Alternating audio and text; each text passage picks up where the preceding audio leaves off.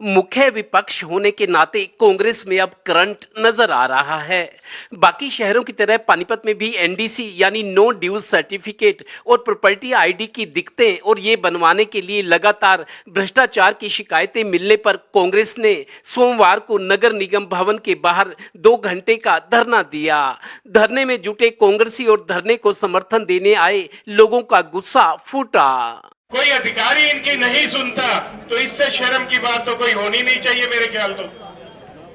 मैं कहता हूं कि इनको भी हमारे साथ इस भ्रष्टाचार की लड़ाई के अंदर इन एमसीओ को भी सारे 26 के 26 को जिनकी ये गूंगी बहरी भ्रष्टाचार सरकार नहीं सुन रही उनको भी हमारे साथ खड़ा होना चाहिए।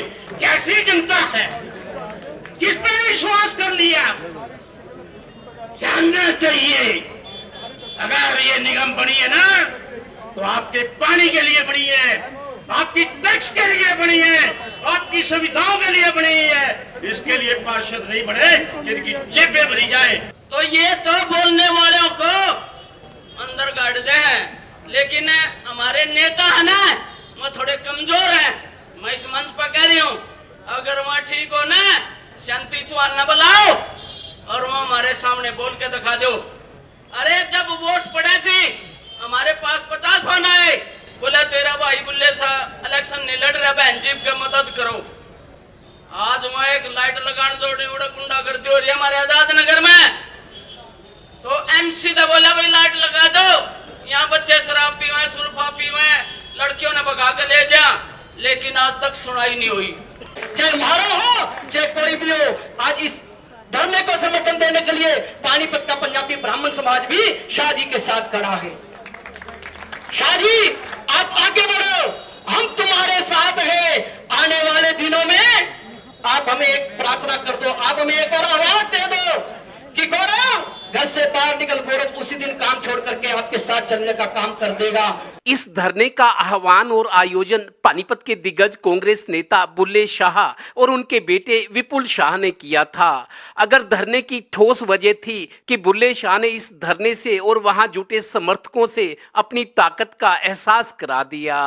तमाशा देखकर जब इधर साजिश आवाज उठाई गई, सब लोग वक्त आ चुका है, अब 1 साल बाकी रह गया, 8 महीने के बाकी, 8 महीने बाकी रह गए इलेक्शन के, पार्षदों के मेयर के।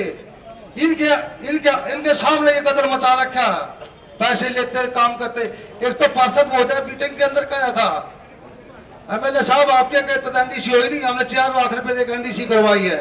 इस तकरीर की बात क्या कहेंगे, आपके सामने है। पानीपत शहर के अंदर टॉप लीडर से लेकर उनका आखिरी चुना हुआ नुमाइंदा भाजपा सरकार का है।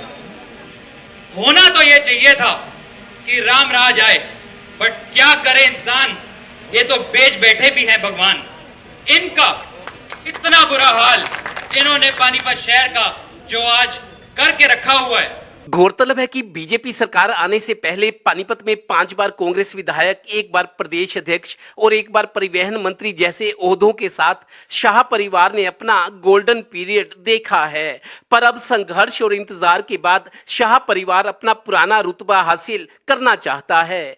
इस धरने से बुल्ले शाह ने मीडिया के जरिए बीजेपी के जनप्रतिनिधियों से जवाब मांगा है, आखिर ऐसे हालात क्यों हैं। उनकी जिम्मेवारी है, उनका धर्म है ये, वो जो आके सामने आके जवाब दें कि ये क्या हो रहा है और कब तक ठीक होगा। कब तक, अगर कोई पॉलिसी गलत बन गई है तो ठीक कब होगी, कौन कराएगा।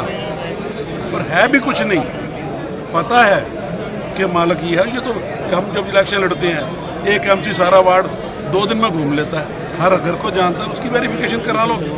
है क्या चीज़ ये, जहाँ पे 3 महीने से बिल्कुल रेगुलर पानी नहीं आ रहा है, जिस पानी को आप पी भी नहीं सकते। एक तो पानी की समस्या तो अलग ही है, जो प्रॉपर्टी आईडी की है और नगर निगम की जो हमने शाह जी के सुनी भी है और हम बीत रही है हमारे ऊपर। हम जनता के साथ खड़े हैं, कांग्रेस पार्टी हमेशा ही आम जनता के साथ खड़ी हुई। गौरतलब है कि पानीपत नगर निगम में सभी 29 निगम पार्षद बीजेपी के हैं। मई मेयर, 2 विधायकों और 2 सांसदों के बावजूद लोगों में एनडीसी और प्रॉपर्टी आईडी को लेकर गुस्सा तो है, पर कांग्रेस ने अब हिम्मत की है। हालांकि इस धरने से गायब रहे कुछ प्रमुख कांग्रेस नेताओं के बारे में कह भी सकते हैं कि उन्हें टिकट चाहिए। कांग्रेस और लोगों की लड़ाई के बजाय वो टिकट की लड़ाई में मस्त है। यही तो कांग्रेस का दुर्भाग्य है। कैमरामैन राजेश कुमार के साथ Devendra Kathoria, total news, Panipat bureau.